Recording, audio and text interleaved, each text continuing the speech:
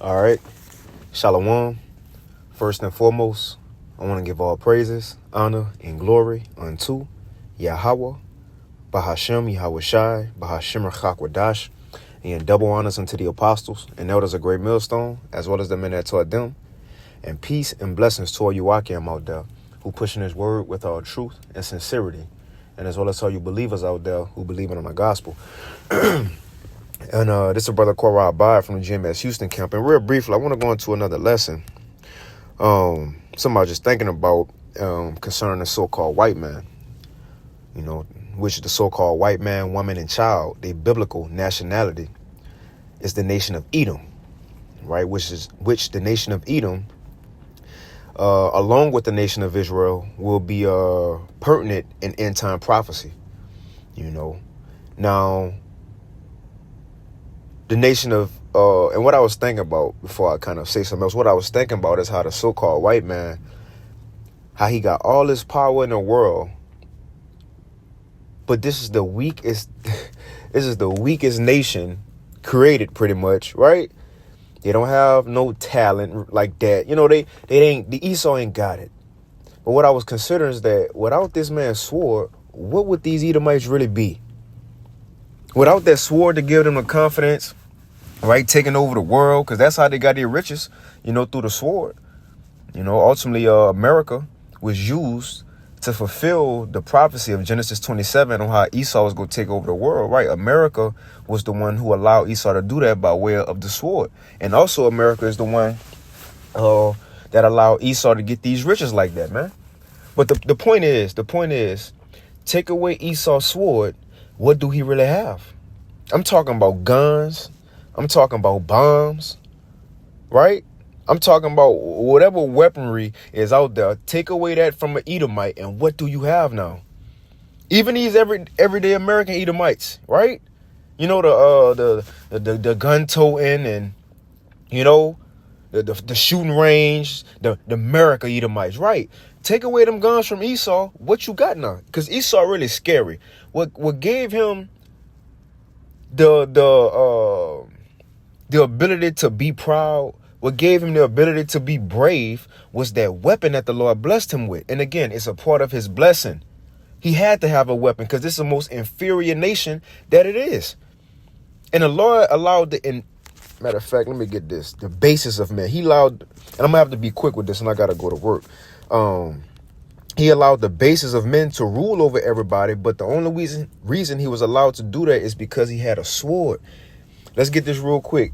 Daniel chapter 4 and verse 17, it says, "This matter is by the decree of the watchers and the demand by the word of the holy ones, to the intent that the living may know that the Most High ruleth in the kingdom of men, and giveth it to whomsoever he will, and setteth up over it the basis of men."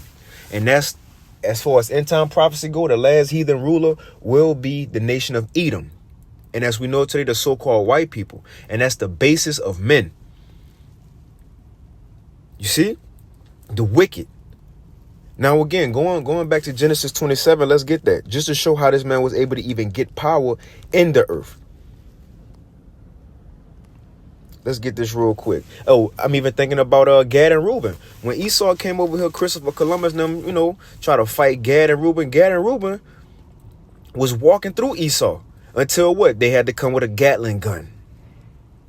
A gun. Let's get this. This is Genesis 27. We will get straight to the point. Now, this is a blessing that was given to Esau after Jacob got his blessing. Now, see, Jacob and Esau was given this pretty much the same blessing. Except Jacob had a little more, a couple more perks in his, for lack of better words, right? But the thing was, they both was given the rulership over the whole world. Now, Jacob is just going to be given to him. But Esau, the way he going to have to do it is by the sword. Let's read it. This is Genesis chapter 27 and verse 41. It says, Genesis 27 and 38. "And Esau said unto his father, Hast thou but one blessing my father? Bless me, even me also, O my father. And Esau lifted up his voice and wept," right? Crying, playing a victim. He turned into a Karen right here. It says, and Isaac his father answered and said unto him, behold, thy dwelling shall be the fatness of the earth and the dew of heaven from above. See, you're going to have rulership over the whole earth. Only two nations was given this, Jacob and Esau. And you're going to have all the blessings that come with it, the resources and everything. But check this out. This is how you're going to get it. It says, and by thy sword shall thou live. Meaning what? This is how he was going to get it. This was going to be Esau's way of life, by the sword, death. Let me see what that's saying in another translation. Shall thou live. Let's finish reading this first. Genesis 27:40. And by thy sword shalt thou live, and shalt serve thy brother. And it shall come to pass, when thou shalt have the dominion, that thou shalt break his yoke from off thy neck. Let me see what this says in another translation. By thy sword shalt thou live. NLT says, you will live by your sword, right? They pretty much say the same thing. Right? And that's his way of life. That's how he got everything. That's how he got the domain in the earth. That's why he put, well, not now, because the nation's starting to buck up, because the nations are strong now. But that was why he was able, once upon a time, to put fear into these nations, because he was dropping bombs on people. He was the only one that had that. Not a playing field kind of even, because, everybody got, guns or weapons. But the point is, this is Esau's blessing. But take that away, and what do they really have? Nothing. And you know when that's going to really be shown? Well, one, you're going to see it in Jacob's trouble, because all these gun-toting Edomites, it ain't no promise you gonna be at your house to get all your guns anyway for Jacob's trouble, right? These preppers. But when that's really gonna be shown what the so-called white man is without this blessing of his weapon, we gonna see that in the kingdom of heaven. I might have to end it off on that. How it says that everybody go look at him and say, is this the man? This weak, docile, pale, right? Is this the one who we were scared of on earth before Yahushua came back? Everybody gonna be shocked, because the state Esau gonna be in. But why will he be in that lower state? Well, which is his rightful position, because he don't got that weapon no more. He can't put fear into nobody else no more. Esau, he weak. He weak. He ain't got no rhythm. He through. I'm talking about these, especially these everyday Americans, beer drinking. They can't fight. They don't know nothing. Without them weapons, what is an Edomite? Nothing.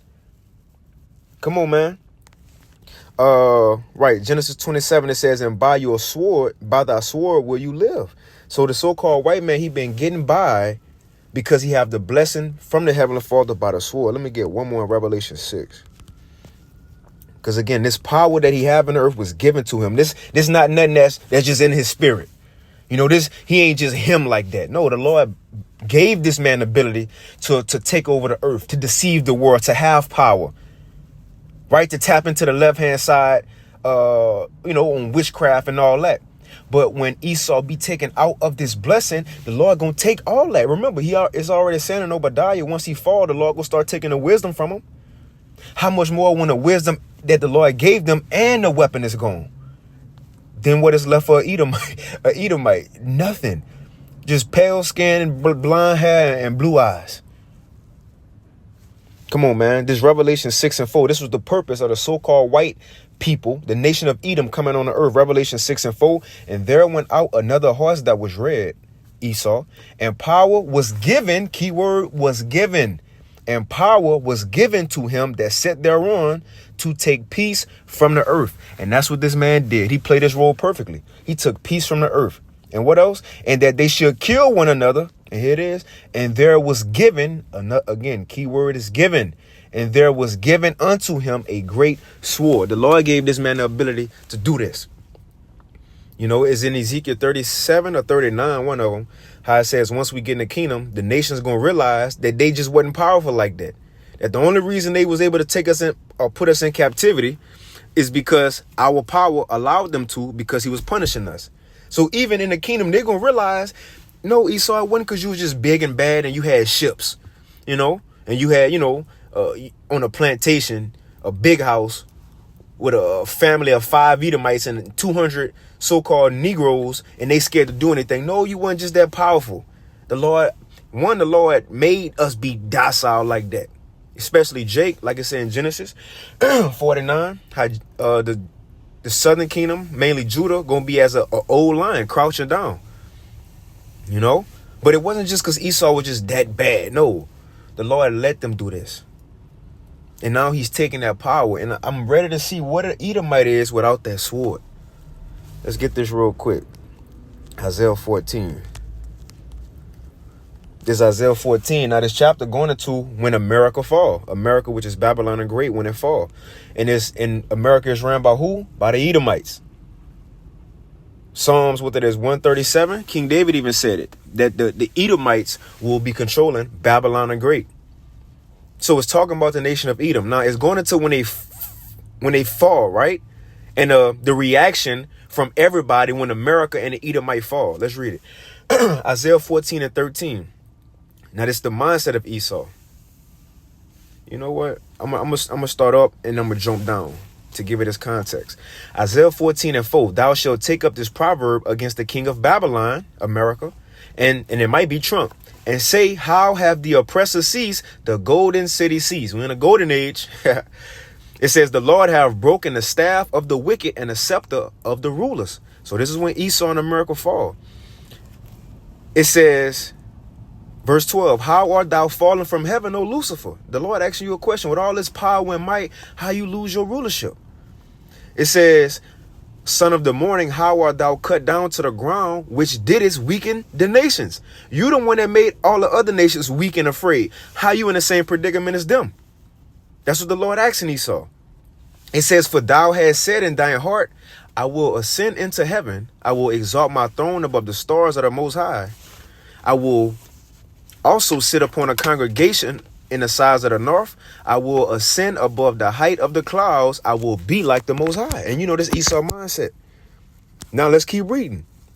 It says, yet, so although he had that proud mindset, it says, yet thou shalt be brought down to hell, to the sides of the pit. You're going to fall.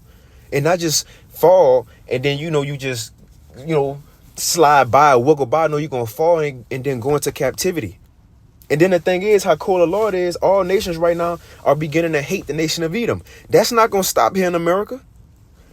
All nations still going to hate the nation of Edom, even when we get to the next world. Because all nations go know what Esau did to them in this life. So when we get to the kingdom, all nations going to still have a hate towards that one nation, the nation of Edom.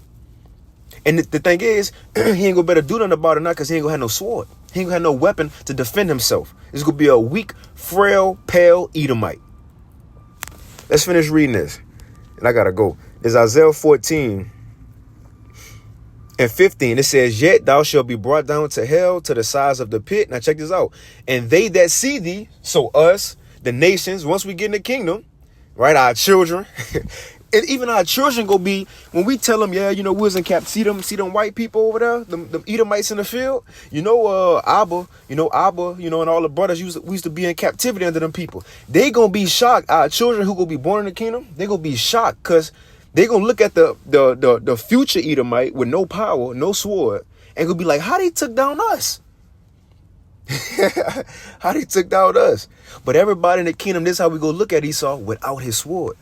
Isaiah 14 and 16, and they that see thee shall narrowly look upon thee. When you narrowly looking at somebody, you squinting, you kind of considering.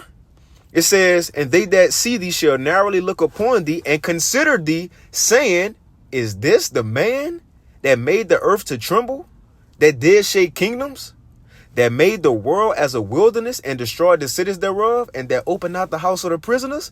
So it's going to be a shock when we see Esau in the kingdom without that weapon, without this power. It's going to be like, is this the one? Now, we going to know, but that's going to be a question like, this the one who had all this power on the earth, who was dropping bombs on people? Why it's going to be a shock? Because it's going to be a complete change from what he is now. He ain't going to be his face ain't going to be on the money. Ain't nobody in that day going to want to be white. Nobody ain't going to want to have blonde hair and blue eyes. Nobody going to want to wear no suit and tie. Nobody going to want to do no Edomite shit. That's for this world.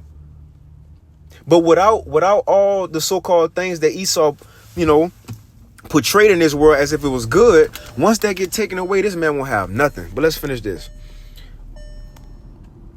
I'm going to read that again. It says, they that see thee shall narrowly look upon thee and consider thee, saying, is this the man that made the earth to tremble, that did shake kingdoms?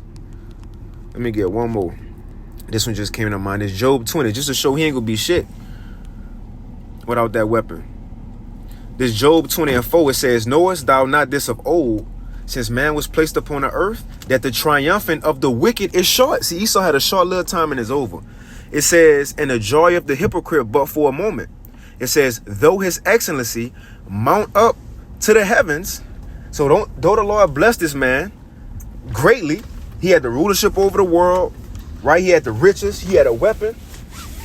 And his pride, his pride was out the roof. So the Lord is saying, though his excellency mount up to the heavens, and his head reach unto the clouds, yet shall he perish forever like his own dung, and they which have seen him shall say, where is he? Ain't nobody gonna be, you see? Esau gonna be a thing of the past, man. Esau gonna be a thing of the past. Even now, nobody wanna be like an Edomite. They think they the trend of the past. So once this man get that sword taken away, his riches and his power taken away, a Edomite ain't gonna be nothing in the earth. They're gonna be dung, as it said right here, which is shit. You see? But I'm going to end it right there, Lord willing. This lesson was edifying. I want to give all praise, honor, and glory unto Yahweh, Ba'ashim Yahushua, Ba'ashim Chakwadash, and double honors unto the apostles and elders of Great Millstone, as well as the men that taught them. And shalom to all you Akim out there pushing his word with all truth and sincerity, and as well as all you believers. Shalom.